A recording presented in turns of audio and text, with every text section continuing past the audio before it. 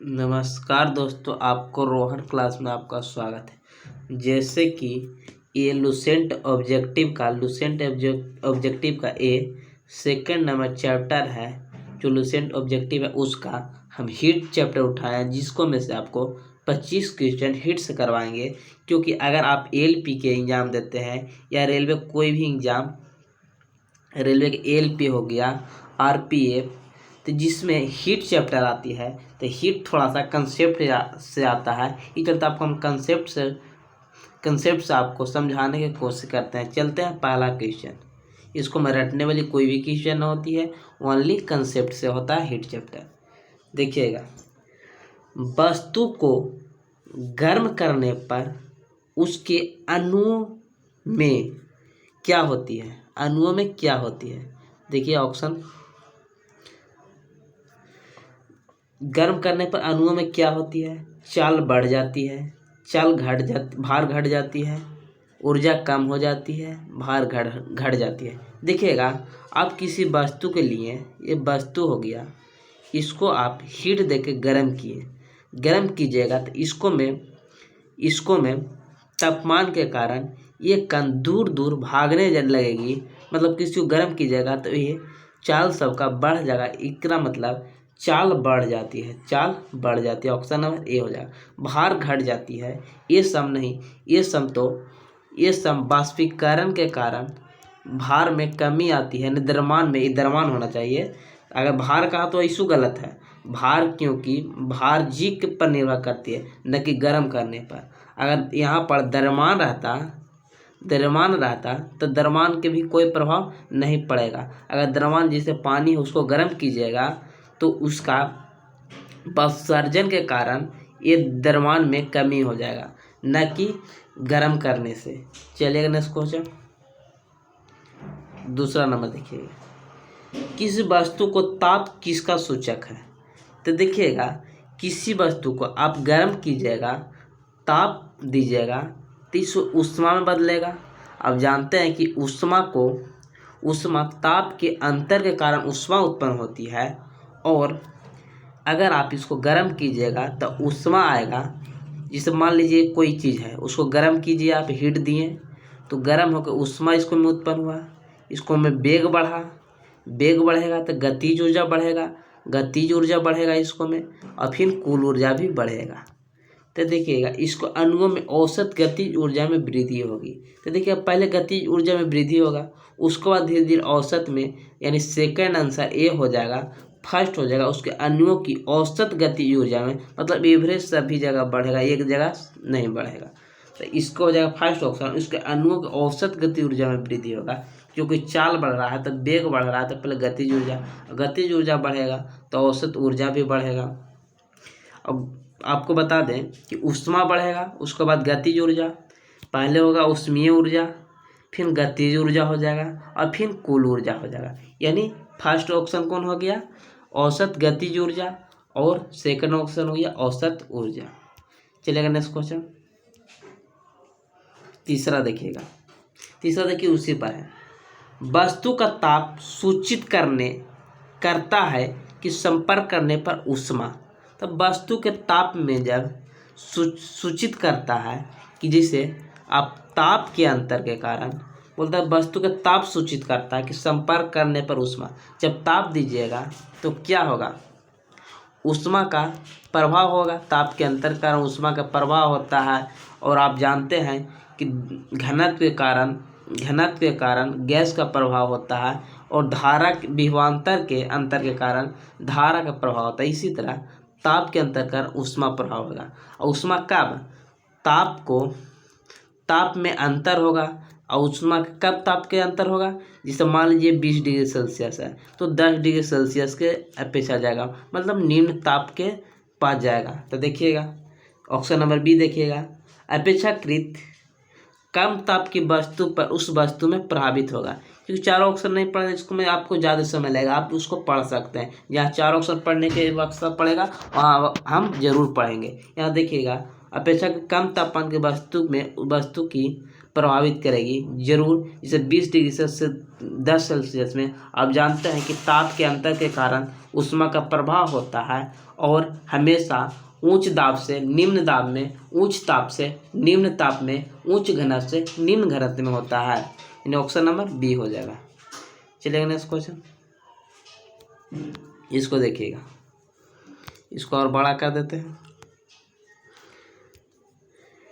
किसी वस्तु के ताप में वृद्धि का अर्थ है कि उसकी वस्तु का, देखिए किसी को ताप में, अभी ये बताएं हम कि अगर ताप को बढ़ाएंगे, ताप में बढ़ाएंगे तो ऊष्मा बढ़ेगा, ऊष्मा बढ़ेगा, ताप बढ़ाएंगे तो ऊष्मा बढ़ेगा, ऊष्मा बढ़ेगा तो गतिज ऊर्जा बढ़ेगा, यानी चाल बढ़ेगा, चाल बढ़ेगा और चाल बढ़ेगा तो गतिज ऊर्जा बढ़ेगा, गतिज ऊर्जा बढ़ेगा, गतिज ऊर्जा बढ़ेगा, उसके बाद कुल ऊर्जा भी बढ़ेगा। तो देख रहा है कि जब ताप में वृद्धि होगा तो क्या होगा, इसको हम देखिए गतिज ऊर्जा भी हमारे थे, उसको में ऑप्शन था गतिज ऊर्जा, उसमें ऊष्मीय नहीं था, तो पहला कौन हो जाएगा, ऊष्मीय ऊर्जा में ऑप्शन नंबर कौन हो जाएगा, डी हो जाएगा। लेकिन अगर ये नहीं रहता तो गतिज ऊर्जा हो जाता, ये नहीं रहता तो यांत्रिक ऊर्जा होता, और ई भी नहीं होता तो केवल औसत ऊर्जा हो जाता, औसत ऊर्जा। यहाँ पर देखिएगा बहुत झोल आपको समझ में आ रहा होगा, कभी हम गतिज ऊर्जा मार दे रहे हैं, कभी ऊष्मीय ऊर्जा मार रहा है। तो देखिएगा ताप दीजिएगा तो ऊष्मा होगा, ऊष्मा ऊर्जा हो जाएगा, ऊष्मीय ऊर्जा से उसको में वेग बढ़ेगा, जिसे ऊष्मा ऊपरे में जाएगा तो वेग बढ़ेगा, वेग बढ़ेगा तो गतिज ऊर्जा होगा, तो गतिज ऊर्जा और स्थित ऊर्जा के योग यांत्रिक ऊर्जा बढ़ेगा, और यांत्रिक ऊर्जा में कुल ऊर्जा वृद्धि होगा। आप इसको समझिए। चलिएगा नेक्स्ट क्वेश्चन, आपको टिकाना नहीं है, समझना है। अगर आपको नहीं समझ में आता है तो कमेंट कीजिएगा, फिर उसी क्वेश्चन को फिर हम दोबारा समझा देंगे। जब किसी वस्तु को ठंडा किया जाता है तो उसके अणुओं में क्या होती है, तो फिर वही आ गया, तो अणुओं में क्या होती है, जैसे उस हीट दे रहा है तो हीट कम देंगे तो ऊर्जा में कमी हो जाएगा, माने ऊष्मा में कमी होगा, और ऊष्मा में कमी हो जाएगा तो चाल घटेगा, गतिज ऊर्जा कमेगा, गतिज ऊर्जा कमेगा यानी चाल कमेगा तो यानी चाल घट जाएगा, ऊर्जा कमी आ जाएगा। और देखिए ऊर्जा कमी ये नहीं रहता तो यहाँ पर हो जाता ऊष्मा घट जाता, यहाँ हो जाता ऊष्मा घट जाता, तब सही होता, क्योंकि ऊष्मा घट जाएगा तापमान ठंडा करेंगे तब, ये ताप के अंतर के कारण ऊष्मा उत्पन्न होती है। चलिए नेक्स्ट क्वेश्चन देखिएगा, एक याद करने वाली क्वेश्चन है, देखिए इसको याद रखिएगा। छठा नंबर, ऊष्मा एक प्रकार की ऊर्जा है, ऊष्मा एक प्रकार की ऊर्जा है, सच्चे है, ताप के कारण एक प्रकार की ऊर्जा उत्पन्न होती है ऊष्मा, ठीक है, जिसे कार्य में बदला जा सकता है। कहा गया कि ऊष्मा एक प्रकार की ऊर्जा है क्योंकि एक जगह से दूसरी जगह जाने के वाली एक क्षमता, ऊर्जा इसे कहते हैं कि किसी वस्तु को एक जगह से दूसरी जगह ले जाओ, उसे ऊर्जा कहते हैं, जिसे कार्य में बदला जा सकता है। इसका प्रमाण किसने सबसे पहले किया था, ये रमफोर्ड ने किया था। डेवी ने 2 बर्फ के टुकड़ों को सटा के पिघलाया था। फ़ारेनहाइट स्केल का खोज किया था, और सेल्सियस पैमाने का खोज किया था। फ़ारेनहाइट पैमाने का खोज किया था। चलिएगा रमफोर्ड, इसको याद रखिएगा, एक प्रकार की कार्य में बदला जा सकता है, किसने कहा, रमफोर्ड ने कहा। किस वैज्ञानिक ने सर्वप्रथम बर्फ के 2 टुकड़े को आपस में घिसकर पिघल सकता है? किस वैज्ञानिक ने 2 बर्फ के टुकड़ा लिया, 2 बर्फ के टुकड़ा, और उसको घींचता, और घींचने के बाद उसको पिघला दिया था, ये थे डेवी। और रमफोर्ड ने भी तो बताए थे कि एक प्रकार की ऊर्जा है, ऊष्मा एक प्रकार की ऊर्जा है जिसको हम कार्य में बदल सकते हैं। परिभाषा किसने दिया था, रमफोर्ड ने दिया था, अब ये बताए थे आपको। और जूल के प्रभाव पर ही ये कुछ ही आयरन हो गया, हीटर हो गया, ये जूल का प्रभाव पर काम करती है। चलिए नेक्स्ट क्वेश्चन 8वां देखिएगा। जब किसी कार्य ऊष्मा में बदला जाता है, जब किसी कार्य को ऊष्मा में बदला जाता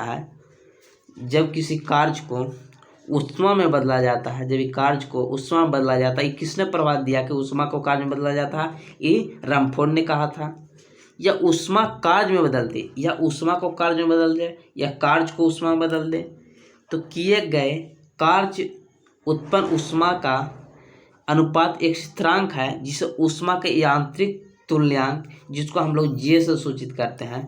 तो आप जानते हैं कि जे बराबर, इसको बाद सूत्र भी आ जाएगा, इसको बराबर जे बराबर W/Q होता है।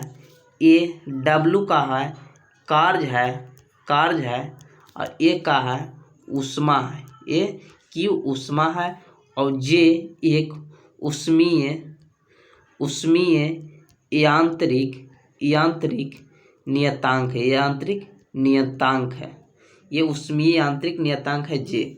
तब बता दीजिए। अब इसको जे बराबर 4.2 जूल बटा कैलोरी होता है। इसका हो गया जूल, कार्य के जूल हो गया और ऊष्मा के कैलोरी हो गया, मतलब जूल बटा कैलोरी होता है, यानी ऑप्शन नंबर बी हो जाएगा। देखिएगा फिर हम यहाँ पर देखिएगा, यहाँ इतना कैलोरी हो गया, एक जे बराबर कितना 4.2 जूल बाय कैलोरी हो गया। ठीक, यहाँ पर अब कह रहा है तो आप इसको मार दीजिएगा और एक गलत कर दिया। देखिएगा यहाँ कैसे हम गलत किए। और यहाँ दिल है 4186 जूल किलो, तो किलो गलत है। देखिएगा एक जूल में 4.2, एक जे बराबर, ये रासायनिक तुल्यांक है, जूल नहीं, आप कुछ समझिए, इसका यांत्रिक तुल्यांक है, जे से सूचित करते हैं। अब इसको 1000 से गुना करेंगे तो कितना आ जाएगा 42 पर के गो जीरो आ जाएगा, 2 गो, यानी 4186। इसको 4.16 को हम 4.2 भी लिख सकते हैं, कोई दिक्कत नहीं, तो यानी 4186 हो जाएगा, ये भी हो जाएगा। अब हम जूल को अग्र में कर दें, यानी एक जूल कार्य में 10 के पावर 7 अग्र के बराबर होता है, तो ये भी हम कर सकते हैं। इसको हम जूल को अग्र के 10 के पावर 7 लिख सकते हैं, एक जूल को हम 10 के पावर 7 अग्र भी लिख सकते हैं, ये भी सही हो जाएगा, यानी ऑप्शन नंबर डी हो जाएगा। आप यहाँ भी बना सकते। देखिए अभी हम गलत कर दिए थे। चलिए नेक्स्ट क्वेश्चन। निम्नलिखित में से देखिए इसी का सूत्र है, निम्नलिखित कौन सा सही है, तभी ना बताएं। जे बराबर W/Q होता है। हर समय आपको रिलेटिव 2 से 3 क्वेश्चन मिलेगा, आपको रिवाइज भी होता रहेगा, आगे कोई मिलेगा कोई पीछे मिलेगा। जे बराबर W/Q, इसको हम, ये हो गया कार्य, ये हो गया ऊष्मा, ये हो गया ऊष्मा, और ये हो गया यांत्रिक तुल्यांक, यांत्रिक ऊष्मीय यांत्रिक तुल्यांक हो गया जे को जूल नहीं समझिए इसको, तो यानी इसका कार्य का क्या होता है जूल, और बटा कैलोरी होगा, जे बटा कैलोरी हो जाएगा, मतलब W/Q बराबर जे हो जाएगा, ऑप्शन नंबर ए हो जाएगा। और एक जे बराबर कितना 4.2 कहिए या 4.186 कहिए, दोनों एक ही होगा। देखिएगा 9 के बाद 10 नंबर देखिएगा, 10 नंबर देखिएगा। आपको हम हमेशा रटने की कोशिश न करवाएंगे, हमेशा आपको समझाने की कोशिश करवाएंगे। जब वस्तु, क्योंकि रटिएगा तो आज रटिएगा कल भूल जाइएगा, लेकिन समझिएगा तो अगला क्वेश्चन भी आप बना सकते हैं। जब कुछ पानी का लगातार मंथन किया जाए तो उसका ताप बढ़ जाता है। इस क्रिया में देखिएगा, पानी लीजिए या कोई चीज़ लीजिएगा, उसको लगातार मंथन, मतलब आप उसको हर समय घुमाते रहिए। आप एक बाल्टी में लीजिए और उसको घुमाइए, पूरा एक डंडा डाल के घुमाइएगा, तो इसको में क्या होगा, यांत्रिक ऊर्जा इसको में चहल होगा, इसलिए इसमें घूमने लगेगा, यांत्रिक ऊर्जा इसमें उत्पन्न होगा, और यांत्रिक कारण क्या होगा, ऊष्मा में बदलने लगेगा, गर्म हो जाएगा पानी। तो आप देखिए क्या हो जाएगा, यांत्रिक ऊर्जा और रूपांतरण ऊष्मीय ऊर्जा में हो जाएगा, ऑप्शन नंबर सी हो जाएगा। और ये कह रहा है ऊष्मीय ऊर्जा, ऊष्मा कहाँ से, पहले तो यांत्रिक, इसको गति होगा तब ना ऊष्मीय ऊर्जा में हो जाएगा। चलिएगा नेक्स्ट, इसी को ना बताए थे, यांत्रिक के पहले गतिज हो जाएगा, गति से पहले ऊष्मा हो जाएगा, ऊष्मा हो जाएगा। चलिए नेक्स्ट क्वेश्चन, यांत्रिक ऊर्जा को जो ऊष्मीय में, इसको में यांत्रिक करेंगे, जैसे इसको आप घुमा रहे हैं इसे तो इसको में यांत्रिक हो जाएगा, यांत्रिक से ऊष्मा उत्पन्न हो जाएगा। चलिए 11 नंबर देखिएगा, भाप इंजन अगर ALP के CO2 में बहुत आपको काम देगा। भाप इंजन में उबलते हुए जल का तापमान किस कारण में उच्च हो सकती है। देखिए भाप इंजन, मान लीजिए भाप इंजन है, भाप इंजन में क्या हो रहा है, इसको उबल रहा है, उबलते हुए जल का तापमान इसको उबल रहा है, कारण उच्च हो सकता है। बोला भाप इंजन में उबलते हुए जल, इसको में उबल रहा है जल, भाप इंजन में जल का तापमान किस कारण उच्च हो सकती है। तो किस कारण उच्च हो सकती है कि बॉयलर के अंदर उच्च दाब होगा। जैसे यहाँ पर आप कीजिएगा तो किस कारण उच्च होगा, बॉयलर के अंदर उच्च दाब हो जाएगा तभी तो होगा। बॉयलर के अगर भाप इंजन में उबलते हुए जल का तापमान किस कारण उच्च हो सकती है, तो इसको मैं बॉयलर के अंदर उच्च दाब होगा और हमेशा उच्च दाब होगा, यहाँ तक निम्न दाब में चलाएगा, निम्न दाब में आ जाएगा तो यहाँ पर इसे भाप इंजन चालू हो जाएगा। तो हमेशा उच्च से हमेशा निम्न में प्रभावित होता है, दाब कहिए या घनत्व कहिए या ऊर्जा कहिए, हमेशा उच्च से निम्न में होता है। तो बॉयलर के अंदर उच्च दाब होता है और निम्न की तरफ प्रभावित हो जाएगा। चलेगा नेक्स्ट क्वेश्चन। शीतकालीन में हैंडपंप के पानी गर्म हो जाते क्योंकि शीतकाल में हमारा शरीर ठंडा होता है, जल गर्म पड़ता है। गलत बात है। पृथ्वी के भीतर का वायुमंडल तापमान से अधिक होती है। ये बिल्कुल सही, ऑप्शन नंबर बी हो जाएगा, बिल्कुल सही। पृथ्वी के अंदर का भीतर का तापमान वायुमंडल के तापमान से अधिक हो जाता है, क्योंकि हमेशा नीच में नियत होता है। तो ये चलते आपको गर्म अंदर रहेगा और ऊपरे ठंडा रहेगा। ये कारण घर्षण होता है। घर्षण कहाँ होता है, घर्षण का मन लहरें लगता है, आप चलाइएगा हैंड पंप पता है नहीं, भीतर के जल बाहर निकलता है और परिवेश के ऊष्मा का अवशोषण करता है। ये गुप्त ऊष्मा इसमें नहीं होता है। चलिए अब इधर हल्का आ गया, अब इसको आपको हल्का हल्का बना लीजिएगा। ऐसा सिस्टम में तापमान की का सब बोलता है कि लुसेंट तो अब पढ़ने युग नहीं है, क्योंकि लुसेंट में आप देखें कितना दम था। आप कमेंट में जरूर बताइए कि लुसेंट में क्या है। ऐसा सिस्टम में तापमान की इकाई क्या होती है, तो ऐसा सिस्टम में केल्विन होती है, तापमान के केल्विन होती है, और ये सब भी मात्रक होती है। उसका मात्रक हो गया सेल्सियस भी हो गया, फ़ारेनहाइट सेंटीग्रेड भी होता है। चलेगा नेक्स्ट क्वेश्चन। अब इसको मजा आ रहा होगा, लेकिन वो थोड़ा सा समझने वाला क्वेश्चन था, अभी याद करने वाला है।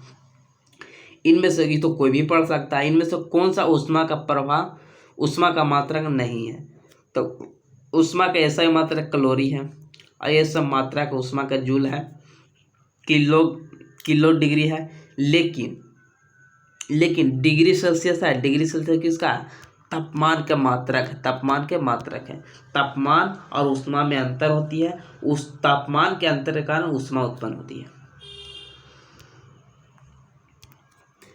ताप का ऐसा ही मात्रक होता है। ताप का ऐसा मात्रक क्या होता है, ताप का ऐसा मात्रक केल्विन होता है। सेल्सियस सेंटीग्रेड ये सब मात्रक होती है। ये सब मात्रक हो गया केल्विन, लेकिन ये सब मात्रक है। देखिएगा 1 किलो कैलोरी ऊष्मा में मान क्या होगा।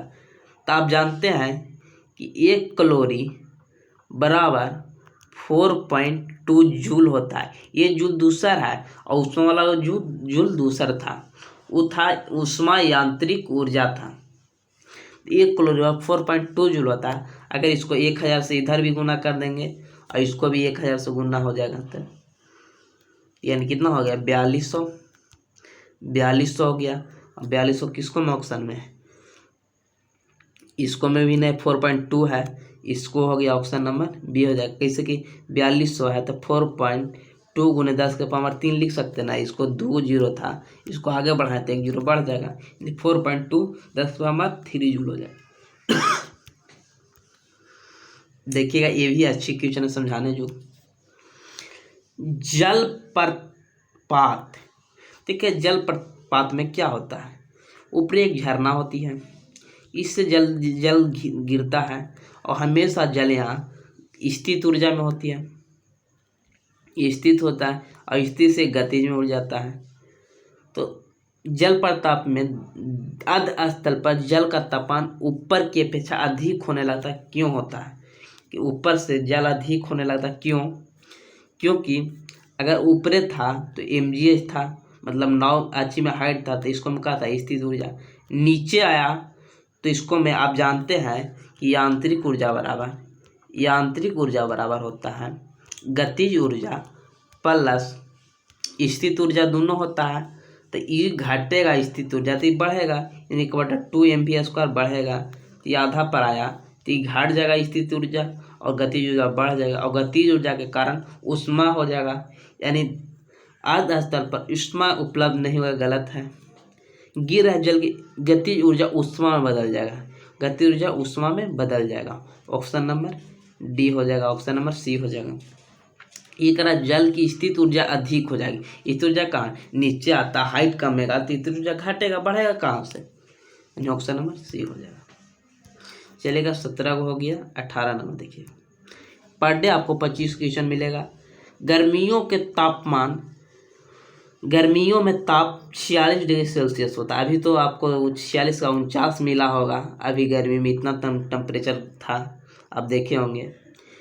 ये ऊँट की गर्मी के राहत महसूस, अगर इतना भी है तो मरुस्थलीय क्षेत्र में ऊँट सबसे ज़्यादा पाई जाती है, वहाँ भी ये रह सकता है। क्यों ऐसा रह जाता है? क्योंकि अपने शरीर के तापमान को इतना तक बढ़ा कर रखता है। आप जानते हैं कि गर्मी जब कब लगेगा, जब तापमान में अंतर होगा, लेकिन ये तापमान इसका बढ़ा के रखता है, तो तापमान में अंतर नहीं होगा तो आपको महसूस कैसे होगा, यानी इसका 42 डिग्री लगभग बढ़ा देता है। इसके कारण इसको में महसूस गर्मी अधिक नहीं होती है, गर्मी महसूस का राहत करती है, मतलब आराम महसूस होता है। मान लीजिए आप नहाते हैं तो देखते नहीं हैं कि मान लीजिए आपको अंदर शरीर का टेम्परेचर 30 है, आप ठंडा पानी लिए, उसके बाद आप गर्म किए, गर्म कर दिए, गर्म करके उसको बाद गर्म करके उसको में इसको भी लगभग आप 25 डिग्री सेल्सियस तक रख लिए, गर्म करके आप उसको ठंडा पानी मिला के कर लिए, तो आपको अब जब नहाते हैं तो ठंडा कम महसूस होता है।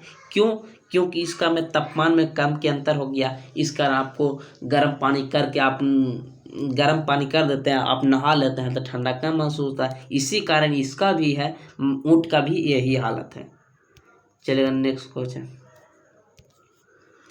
बर्फ पर दाब बढ़ने पर उसका गलनांक क्या होती है? तभी ना आपको डेवी ने क्या किए थे, 2 बर्फ रखे और घर्षणे लगे, यानी घर्षण करने लगे, तो दाब बढ़ गया यानी गलनांक घट गया, हमने पिघला दिए थे, यानी गलनांक घट जाएगा, मेल्टिंग पॉइंट घट जाएगा। ऑप्शन नंबर ए हो जाएगा, यानी बर्फ के दाब बढ़ाने पर उसका गलनांक घट जाती है। अभी इसे भी याद करके दाब का उल्टा हो जाएगा मेल्टिंग पॉइंट। चलेगा नेक्स्ट क्वेश्चन। गैस तापमापी द्रव तापमापी की तुलना में ज्यादा संवेदनशील होती है, क्योंकि बोल रहा है कि एक गैस तापमापी थर्मामीटर लीजिए और एक द्रव, तो गैस में कौन हो गया, हाइड्रोजन वाला, नाइट्रोजन वाला, ये हो गया तापमापी। द्रव में हो गया पारा वाला अल्कोहल वाला। तुलना में ज्यादा संवेदनशील है गैस तापमापी, इससे ज्यादा होती है। अब जानते हैं किसको में लगभग 39 से 35 डिग्री सेल्सियस या 105 डिग्री सेल्सियस तक ये द्रव वाला से माप सकते हैं, लेकिन इसको -200 से लेकर 500 तक माप सकते थे। किससे? गैस तापमापी, क्योंकि प्रसार इसका गुणांक अधिक होता है। विश्व उष्माधारिता कब ज़्यादा, इस जल के सबसे ज़्यादा विश्व धारिता किसका होता है? हाइड्रोजन के बाद जल के होता है, जल के।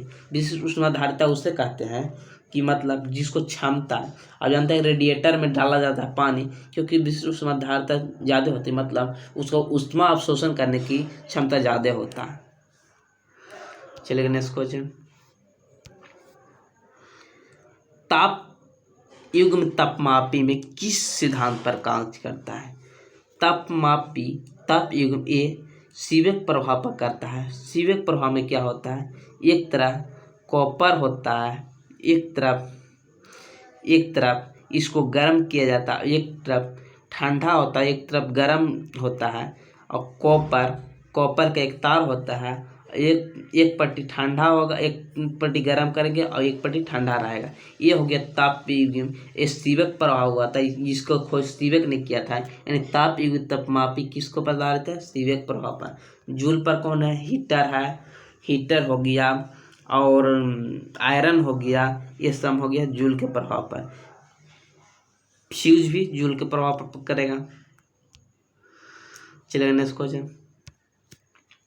अत्यधिक ऊंचे ताप की मापी मापते हैं, यानी पूर्ण विकिरण थर्मामीटर से मापते हैं। ये 500 डिग्री सेल्सियस से, पायरोमीटर कहते हैं, 500 डिग्री से अधिक का मापता है पूर्ण विकिरण। प्लैटिनम -200 से लेकर 1200 तक मापता है। तापयोगी ये भी -200 से लगभग 1500 सेल्सियस मापती है। यह तापयोगी में सीवेक प्रभाव पर काम करता है। और नाइट्रोजन लगभग 150 डिग्री सेल्सियस तक काम करता है। चलिए नेक्स्ट क्वेश्चन। पूर्ण विकिरण ऊष्मा तापमापी किस सिद्धांत पर कार्य करती है? पूर्ण विकिरण कौन सा प्रभाव पर करता है? यह स्टीफेन का कहा जाता है। स्टीफेन का पूर्ण विकिरण उच्च ताप वाला होती है। और स्टीफेन ने नियम दिया था, ई ऊर्जा संपाती परम शून्य ताप के चतुर्घात होती है। चतुर्घात इसने किसने दिया था? स्टीफेन ने दिया था। और सीवेक प्रभाव तभी तो कही कि ये कौन वाला? ये हो गया ताप युग्म हो गया। चलिए नेक्स्ट क्वेश्चन।